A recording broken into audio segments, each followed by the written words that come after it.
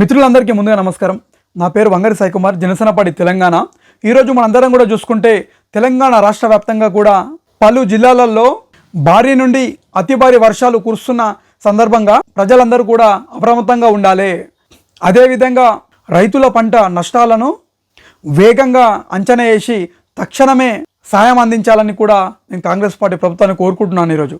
అదేవిధంగా వరద ప్రభావిత ప్రాంతాలను గుర్తించి వెంటనే తగిన చర్యలు చేపట్టాలని డిమాండ్ చేస్తున్నాను. అదేవిధంగా మున్సిపల్ పంచాయతీ స్థాయిలలో అత్యవసర స్పందన వ్యవస్థను బలోపేతం చేయాలి. జనసేన పార్టీ తరపున ఈరోజు కాంగ్రెస్ పార్టీ ప్రభుత్వాన్ని ఈరోజు అడుగుతున్నాను. పట్టణ డ్రైనేజ్ వ్యవస్థపై శాశ్వత ప్రణాళిక ఉందా? రేవంత్ రెడ్డి గారు చెప్పాలి. అదేవిధంగా వరద ప్రభావిత ప్రాంతాలకు జిల్లావారీ కార్యాచరణ ఏమిటో కూడా చెప్పాల్సిన అవసరం ఉంది ఈరోజు. అదేవిధంగా రైతుల విషయానికి వస్తే ఎంతోమంది రైతుల చేతికొచ్చిన పంట నీరు గారుతుంటే వాళ్ళందరూ కూడా గుండెలు బాదుకునేలా రోధిస్తున్నారు ఈరోజు. వెంటనే రైతులందరికీ కూడా ప్రత్యామ్నాయ పంటలను ప్రోత్సహించాలి.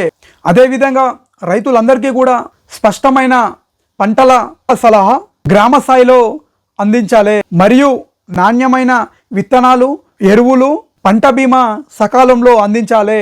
అదేవిధంగా మనందరం కూడా చూసుకున్నట్టయితే పంట మార్పిడి వల్ల రైతుకి ఆదాయం తగ్గకుండా మార్కెట్ మద్దతు ధర కల్పించాలని ఈరోజు నేను జనసేన పార్టీ తరఫున డిమాండ్ చేస్తున్నాను. అదేవిధంగా కాంగ్రెస్ పార్టీ ప్రభుత్వానికి ఈరోజు నేను జనసేన పార్టీ తరఫున ఫైనల్గా తెలియజేసుకుంటున్నాను.